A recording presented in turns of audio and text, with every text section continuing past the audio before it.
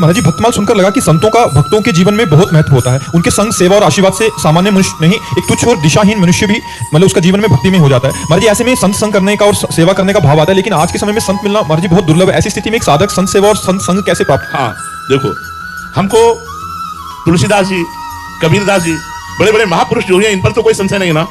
हम इनकी छवियां विराजमान कर लें, इनका नाम कीर्तन करें, इनकी लिखी हुई बातें पढ़ें।